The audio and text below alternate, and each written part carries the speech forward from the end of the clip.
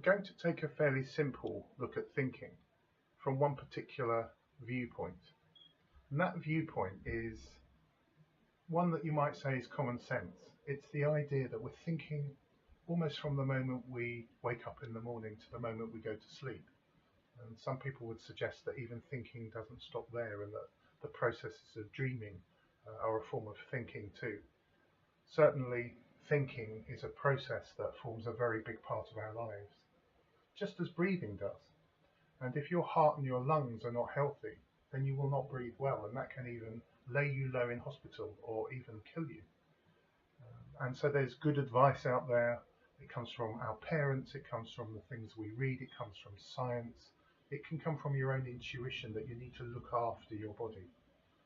And, exercise, for example, can improve your breathing, as do various practices like, say, meditation or yoga, or just taking a walk in the park, or down by the sea, or through the city. And when we breathe well, we are healthier. And there's various evidence about breathing well and its relationship to things like diet. And certain foods can make us feel tired and sluggish. And lack of exercise, of course, can affect your ability of your lungs to take a full breath. And there are, of course, addictions such as smoking. That's the obvious one that has been talked about for so long, that can directly impact on your lifespan, that can directly impact on your ability to breathe. Just breathe then, and that is something we take for granted. We don't often think about it until there's something wrong with us. And yet simply thinking about your breathing for a moment can remind you of your mortality and the consequences of not looking after the various very important processes in your body. That includes also the way that we sense the world. We have physical senses that help us observe. You've got your eyes, you've got your ears, you've got your nose, you've got your taste. And all of those things are things that we can be also more or less aware of through our thinking. If you were just purely observing something and you didn't think about it, well, you might even suggest that you wouldn't even know that it exists. That pure observation isn't a process of knowing, it's a process of simply taking in something. You sit in a forest, you look at a tree, and there's that famous philosophical question that if there's no one there to observe a tree, does it exist? Well, for you, it only really begins to exist in your thinking when you think about it. And the quality of that thinking, of course, is something that we could look at, and I want to look at now. If you don't focus on exercising your thinking in the same way that you don't focus on, say, exercising your body, well, that doesn't kill those people. Those people that don't do over exercise, conscious exercise, are moving around a lot just in their daily work, often their daily life. And for a lot of people, that's enough to keep you going. But to be fit and healthy and to be able to take that full breath, there is actually, for most people, an amount of exercise that you need to do. And if your life just happens to be active, then you're doing that exercise anyway. So if in your day you have stimulation in your work, in your relationships with people, then of course you're practicing your thinking. You're not just observing. That observation is going in, and you're meeting that observation with your own thinking, and that comes from the library of experiences that you've got in the past, so you can compare things, and you might find a particular thing that you need to do today. When you think about it, well, there was something that you did in the past, or something that you read about, a story that you heard, and that seems to fit this particular scenario, and that you try the solution to that problem, having thought about it, and it either works or it doesn't, and then you can think about that and add that to your store of experience. That's life. That's what we do. And some of us do that more or less than others. And that can be in your personality, that can be in your education. You may just have the urge in you to think about things. And you might have friends who you say they overanalyze because they're thinking about everything. And you might find other people who just keep making the same mistakes because they're not thinking, they're not reflecting, they're not adding to their store of memories, organizing them in their thoughts to say things like, well, that didn't work, but this did work. And so perhaps I'll do that again next time. Now that sounds very simplistic, but that's essentially what we're doing in life all the time. Reflecting is somehow looking on the things that happen to you with your thinking, and the reflections gain things like insights and knowledge as a result of adding to the information that's in your mind. Now, I'm putting this very simply and simply messily just to show that thinking itself isn't a clear process for a lot of people. It's a process of muddling through and making up methods of learning as we go along.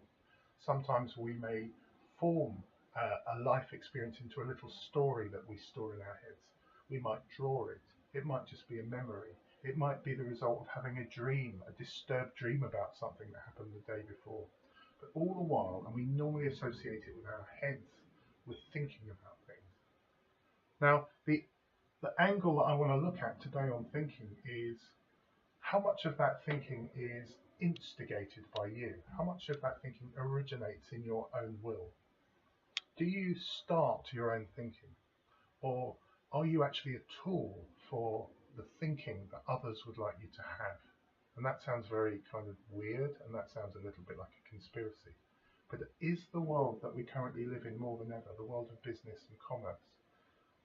So if you are walking through the street and you look up an advert that's high there in a big hoarding up on the wall, and it says something rather clever, perhaps with a statistic about what will happen to you if you don't exercise enough, and that's maybe selling a product that replaces the need for exercise because it gives you energy, an energy drink. When you look at that, if you simply read it and you take it in and observe it, that's pure observation, but you don't think about it. That will add to a whole load of information still in your head, in the library of your brain. But by not thinking about it, then if there's any thinking already loaded in that, an argument in favour of something, and for example, that day you're feeling a bit tired, and you're not thinking about things, there is a danger that that thinking simply sits in your head and can influence you at a later point. For example, if you're feeling guilty about not taking some exercise and feel that you ought to. In fact, a friend phones you and says, do you fancy coming for a walk along the seafront? And you're just feeling tired and lazy. And you might be unaware then that the influence of that particular advert, which kind of was worded in a way that might make you want to buy that product if you weren't doing enough exercise, because it suggests there's evidence that you do need to exercise and you're not exercising, but drinking this drink can save you a day of exercise. That's the marketing word. If you don't think about it, there is a danger that in that vulnerable moment, when you then just pop down to the shop for one or two bits of food and maybe a drink, you suddenly see that drink on offer and your hand is reaching for it without you even thinking about it. And you pay the quite expensive price it might be charging and you drink it. And you even think you're telling yourself, well, that's okay, I didn't go for a walk, but I have had the drink. Now, of course, if all of that information were true, if it were accurate and perhaps weren't deceptive as a piece of advertising, that may not do you any harm. And actually, it could be that's fine in your life, and it's true that that day you didn't need to exercise, and it was okay just to follow the direction of thinking that was coming from the people who wrote that advert. You've simply allowed them to think through you with very little thinking of your own. But when you originate your own thinking, you might, of course, look up at that poster and you might say, I wonder if that's true. What is this advert saying to me? You might also find that your store of knowledge in the past about being deceived, about advertising, might make you at least look twice at what you're seeing and what you're reading and question it. And inquiry is a big part of thinking. But when people advocate towards you and you meet them with inquiry, you don't simply abandon your own thinking in order to accept the advocacy that's coming to you, which over time can simply school you to be quite receptive and passive towards the advocated thinking of other people, which you don't meet with your own thinking. But what actually happens is that you instigate your own thinking. What is that saying to me? Does it make sense? Is it logical? Is it true? Is there any evidence for it? What does my intuition tell me, my sense of the correctness of this? What does it mean for my action? And that might feel like over-analysis, but that only needs to actually take a minute or two. You might use your own sense of logic and common sense, and you might ask some questions like I've just done.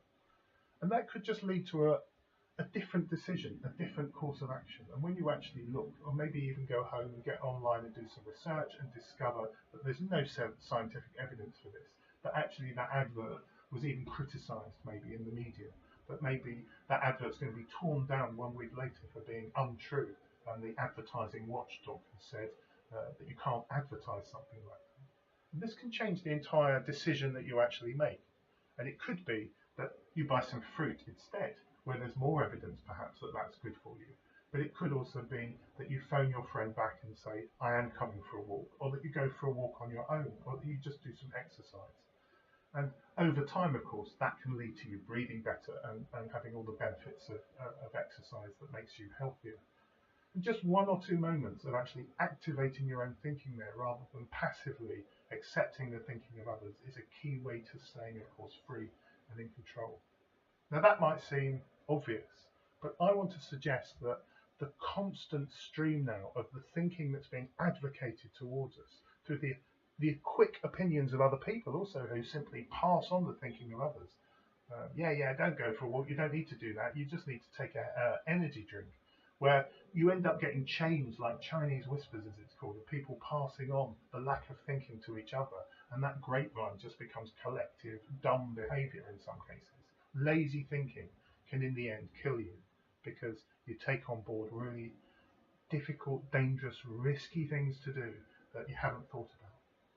Now, over time, when we're constantly barraged with the media and with going constantly onto our smartphones and constantly being drip fed lots of this finished thinking of other people, that if we simply accept it passively and we don't meet it with our own instigated, original thinking of our own, where we look at that from different angles, where we sense the truth of it, test the truth of it with a little bit of evidence, then in the end what happens is our whole thinking process can switch off because we forget to do it. It doesn't become a regular rhythm or a habit. It's only in really bad times that we try and raise up our thinking and find we just don't have the strength to lift it up into that place of being awake, aware, scrutinizing things, asking questions. And finally, when we come up with some advocacy of our own, our conclusions that might be based on logic and evidence, we just don't have the breath to speak it. We just don't have the energy to think like that. And that's when, in a way, your thinking dies. You become what Pink Floyd, the rock group, call comfortably numb. There's a danger that when we just accept the thinking of other people, quite a lot of that can make us comfortable. And I call it sometimes what a friend of mine, Oz, called wretched contentment, where there is a sort of a contentment as we just become lazy in our thinking, and we kind of we don't pause. We don't pause to find the right words, the right thoughts that are coming from us and not from other people. And finally, on this thought, I'm not suggesting that you have to now block out what anyone is ever telling you, but it actually enhances your own understanding and possibly also your ability to help the people around you in dialogue, in your own inquiry and advocacy of your thinking, to meet some of their thinking with some of your own. And I think we're all the better for it.